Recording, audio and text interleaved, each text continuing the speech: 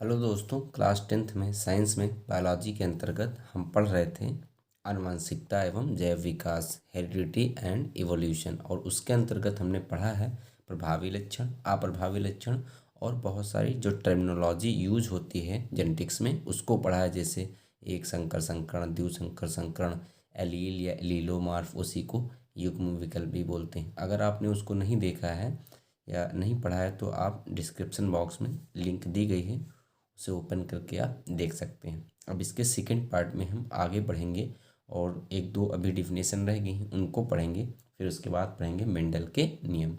अब ये फिनोटाइप या लक्षण प्रारूप या दर्श रूप क्या होता है?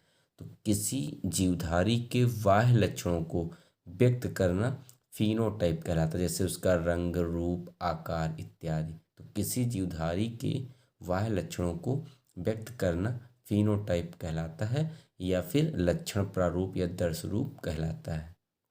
अब जीनोटाइप क्या होता है या जीन रूप क्या होता है? किसी जीवधारी के आंतरिक लक्षण या जीनी लक्षणों को व्यक्त करना ही क्या कहलाता है?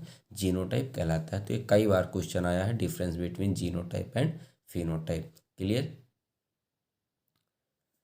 अगली डिफिनेशन है जीन किसे कहते हैं। दोस्तों, मेंडल ने सजीवों के प्रत्येक लक्षण के लिए किसी एक कारक को उत्तरदायी माना था। कारक डेट मीन्स फैक्टर। तो मेंडल ने सजीवों के प्रत्येक लक्षण के लिए किसी एक कारक को उत्तरदायी माना था। जॉनसन ने इसी कारक यानी फैक्टर को ही क्या कहा? जीन कहा। तो जॉनसन ने इस कारक के लिए किस शब्द का उपयोग किया? जीन शब्द का उपयोग किया। तो क्वेश्चन अगर आ सकता है कि जीन शब्द का उपयोग किसने किया, तो जॉनसन ने किया। अब जीन्स होता क्या है? इसका प्लूरल जीन्स बनेगा। तो जीन गुणसूत्रों पर उपस्थित डीएनए अणुओं के सूक्ष्म खंडों को कहते हैं। तो जीन किसको कहते हैं? जीन गुणसूत्रों में उपस्थित डीएनए अणुओं के सूक्ष्म खंडों को कहते हैं जो लक्षणों के रूप में व्यक्त होते हैं। और विकल्प में क्वेश्चन एक बार आया है कि आनुवंशिकता की इकाई क्या है? तो दोस्तों, जीन आनुवंशिकता की क्या है? इकाई है। क्लियर? अब हम पढ़ेंगे मेंडल के नियम। तो मेंडल का जो पहला नियम है वो प्रभाविता का नियम है और ये बहुत इंपॉर्टेंट है।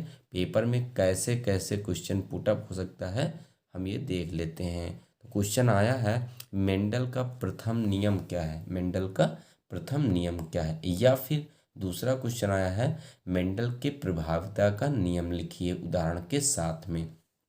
अब ऐसे क्वेश्चन ना करके एक बार ऐसे भी आया है कि शुद्ध लंबे तथा शुद्ध बौने किस्म के पादपों में संकरण कराने पर प्रथम पीढ़ी में किस प्रकार के पादप प्राप्त होंगे? जब शुद्ध लंबा और शुद्ध बौना पौधा लेंगे तो प्रथम पीढ़ी में किस प्रकार के पादप प्राप्त होंगे? यह परिणाम मेंडल के किस नियम की पुष्टि करता है और इस नियम की परिभाषा लिखिए। जब एक शुद्ध लंबा तथा उसी का अपोजिट शुद्ध बौना पौधा लेकर के क्रॉस कराते हैं तो इसमें मेंडल की प्रभाविता का नियम लागू होता है। क्लियर?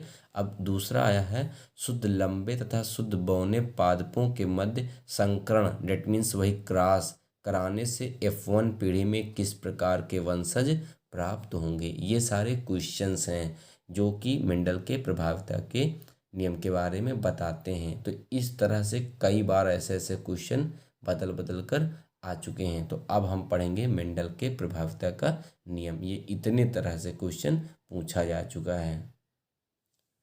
तो प्रभाविता के नियम में क्या बोलेंगे कि इस नियम के अनुसार जब एक जोड़ा विपरीत लक्षणों वाले पौधों में क्रॉस कराया जाता है, तो इस नियम के अनुसार जब एक जोड़ा विपरीत लक्षणों वाले पौधों में क्रॉस कराया जाता है तो प्रथम पीढ़ी में प्रभावी लक्षण दिखाई पड़ता है जबकि अप्रभावी लक्षण छिपा रह जाता है। जब प्रभावी अप्रभावी दोनों के बीच क्रॉस कराते हैं तो प्रथम पीढ़ी में प्रभावी लक्षण दिखाई देता है। यही है मेंडल के प्रभाविता का नियम। तो इस नियम के अनुसार जब एक जोड़ा विपरीत लक्षणों को ध्यान रखते हुए पौधों के बीच क्रॉस कराते हैं तो प्रथम पीढ़ी में प्रभावी लक्षण दिखाई पड़ता है जबकि अप्रभावी लक्षण छिपा रह जाता है। जैसे एग्जाम्पल क्या है दोस्तों? जब मटर के शुद्ध लंबे पौधे जो कि क्या होगा प्रभावी तथा शुद्ध बौने पौधे जो क्या है अप्रभावी, तो जब मटर के शुद्ध लंबे पौधे तथा शुद्ध बौने पौधों के बीच क्रॉस कराया जाता है तो प्रथम पीढ़ी में प्राप्त पौधे लंबे होते हैं, क्योंकि लंबेपन का गुण क्या होता है प्रभावी होता है। और प्रथम पीढ़ी में कैसा लक्षण दिखता है प्रभावी लक्षण दिखता है, इसीलिए सारे पौधे लंबे होते हैं। वो अलग बात है कि शुद्ध लंबे नहीं होते हैं, संकर लंबे होते हैं। अब कैसे इसको हम चित्र के द्वारा समझ सकते हैं, तो मेंडल ने कहा शुद्ध लंबा पौधा और शुद्ध बौना पौधा क्रॉस कराना है, और ये जो पीढ़ी कहलाती है माता पिता की पीढ़ी होती है इसको जनक पीढ़ी बोलते हैं, ठीक है, इसलिए P1 पेरेंटल जनरेशन। तो शुद्ध लंबा पौधा क्या हो जाएगा कैपिटल टी, शुद्ध बौना पौधा स्मॉल टी, दोनों के बीच क्रॉस कराया गया तो आधे लक्षण माता के आधे पिता के आते हैं। तो ये देखिएगा कैपिटल टी और स्मॉल टी, तो ये लंबेपन का ये बौनेपन का दोनों साथ में, तो संकर लंबा पौधा, इसलिए सभी लंबे पौधे होंगे तो लेकिन कैसे संकर होंगे। तो F1 पीढ़ी में कैसे पौधे प्राप्त होंगे संकर लंबे पौधे प्राप्त होते हैं। क्वेश्चन पूछ सकता है कि जब शुद्ध लंबे और शुद्ध बौने पौधों के बीच क्रॉस कराते हैं तो प्रथम पीढ़ी में कैसे उत्पन्न होते हैं पौधे शुद्ध लंबे शुद्ध बौने संकर लंबे, तो संकर लंबे प्राप्त होंगे। ठीक, अब एक बार फिर से पूरी डिफिनेशन के साथ में देख सकते हैं प्रभाविता का नियम क्या है, तो इसको बोलते हैं लॉ ऑफ डोमिनेंस।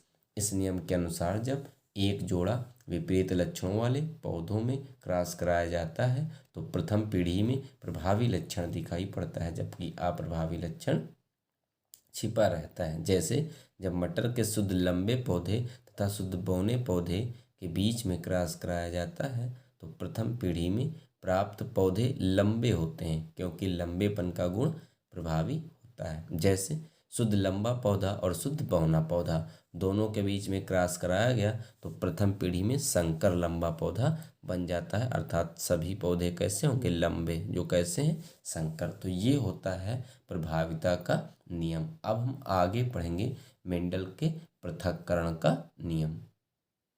तो दूसरा नियम है मेंडल के पृथक्करण का नियम। पृथक्करण के नियम को बोलते हैं लॉ ऑफ सेग्रीगेशन।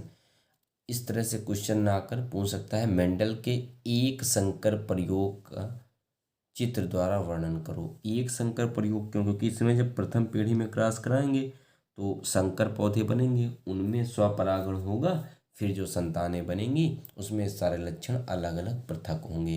तो अगर आए कि लंबे और बौने पौधों के बीच क्रॉस का नियम कौन सा है तो प्रभाविता का है, जबकि संकर बनने के बाद में जो प्रोसेस होगा वो होगा पृथक्करण का। दूसरा क्वेश्चन पूछ सकता है युग्मकों की शुद्धता का नियम लिखिए। तो मेंडल के पृथक्करण के नियम को ही युग्मकों की शुद्धता का नियम कहते हैं, law of purity of gamete कहते हैं। अब इसमें कैसे लिखेंगे दोस्तों, इस नियम के अनुसार जब एक जोड़ा विपरीत लक्षणों वाले पादपों के मध्य क्रॉस कराते हैं तो प्रथम पीढ़ी में प्रभाविता का नियम लागू होता है, अर्थात बिल्कुल डिफिनेशन प्रभाविता वाली आधी लिखनी है कि इस नियम के अनुसार जब एक जोड़ा विपरीत लक्षणों वाले पादपों के मध्य क्रॉस कराते हैं तो प्रथम पीढ़ी में प्रभाविता का नियम लागू होता है। अब आगे क्या इसमें जोड़ेंगे कि प्रथम पीढ़ी में प्राप्त संतानों में जब स्वपरागण की क्रिया होने देते हैं तो द्वितीयक पीढ़ी में सारे लक्षण अलग अलग पृथक हो जाते हैं। तो प्रथम पीढ़ी में प्राप्त संतानों में जब स्वपरागण की क्रिया होने देते हैं तो द्वितीयक पीढ़ी में सारे लक्षण अलग अलग पृथक हो जाते हैं, इसीलिए इसे पृथक्करण का नियम कहते हैं। अब इसको डायग्राम के द्वारा समझेंगे। तो प्रभाविता के नियम को आधा पहले बताना है, फिर प्रथम पीढ़ी में प्राप्त पौधों में स्वपरागण क्रिया होने देंगे तो द्वितीय पीढ़ी में सारे पौधे अलग अलग पृथक हो जाते हैं। तो वही लिया गया कि शुद्ध लंबा पौधा शुद्ध बौना पौधा, ये जनक पीढ़ी है अर्थात P1 पीढ़ी हो जाएगी। अब इस शुद्ध लंबा और शुद्ध बौना तो प्रथम पीढ़ी में बन जाएगा दोस्तों कैसा, याद करिए संकर लंबा पौधा बन जाएगा। अब प्रथम पीढ़ी में प्राप्त पौधों में स्वपरागण की क्रिया अर्थात ऑटो पॉलिनेशन, स्व में बिल्कुल सेम होगा इसलिए कैपिटल टी और स्मॉल टी। जब स्वपरागण की क्रिया होने देते हैं तो द्वितीयक पीढ़ी में सारे लक्षण अलग अलग पृथक हो जाते हैं। अब इसको मैंने थोड़ा ब्रेक करके डिटेल में लिख दिया है दूर दूर। तो ये capital T small T, capital T small T. अब इस कैपिटल टी का क्रॉस होगा कैपिटल टी से तो बन जाएगा कैपिटल टी और कैपिटल टी। इस कैपिटल टी का क्रॉस होगा स्मॉल टी से तो कैपिटल टी और स्मॉल टी। इसमें क्रॉस कैसे होता है, पहले वाले को इन दोनों से कराओ फिर इस वाले का इन दोनों से कराओ। तो कैपिटल टी का क्रॉस हुआ कैपिटल टी से कैपिटल टी और कैपिटल टी। कैपिटल टी का क्रॉस हुआ स्मॉल टी से तो कैपिटल टी और स्मॉल टी। इस स्मॉल टी का क्रॉस हुआ कैपिटल टी से तो कैपिटल टी और स्मॉल टी, कैपिटल पहले लिख देते हैं। स्मॉल टी का क्रॉस हुआ स्मॉल टी से तो स्मॉल टी और स्मॉल टी हो जाएगा। ये F1 पीढ़ी थी और ये कौन सी हो जाएगी, F2 पीढ़ी हो जाएगी अर्थात द्वितीयक पीढ़ी बन जाएगी। अब क्वेश्चन तुम्हारे में कैसे और आ सकता है, क्वेश्चन आएगा कि जब पृथक्करण के नियम में द्वितीयक पीढ़ी में जो पौधे प्राप्त होते हैं उनमें लक्षण प्रारूपिक अनुपात अर्थात फिनोटाइप रेशियो या फिनोटिपिक रेशियो क्या आता है और जीनोटिपिक रेशियो अर्थात लक्षण प्रारूपिक अनुपात क्या आता है और जीन रूपी प्रारूपिक अनुपात क्या आता है। तो लक्षण रूपी प्रारूपिक अनुपात या फिर इसी को फिनोटाइप बोलते थे और मैंने बताया था किसी जीवधारी के बाहरी लक्षणों को प्रकट करना फिनोटाइप या लक्षण प्रारूप कहलाता है। तो बाहर से ये तीन पौधे हमको कैसे दिख रहे हैं, लंबे दिख रहे हैं, ये नहीं बता सकते हैं बाहर से देख के शुद्ध लंबा है शंकर है, बस ये कह सकते हैं तीन पौधे क्या है, लंबे। तो तीन हो गए लंबे और एक कैसा है, बौना है। तो अनुपात लक्षण प्रारूपिक कितना आ गया, 3:1 आ जाएगा। अब जीन प्रारूपिक अनुपात कितना आएगा, तो जीन प्रारूपिक में आप देखिए ये तीन पौधे कैसे थे, ये लंबे तो हैं लेकिन जीन का अर्थ होता है आंतरिक लक्षणों को प्रकट करना और आंतरिक जब इसका निष्कर्ष निकालेंगे तो एक बन जाएगा शुद्ध लंबा, ये देखिएगा शुद्ध लंबा हो गया। दो बन जाएंगे संकर लंबे तो संकर लंबा हो गया दो।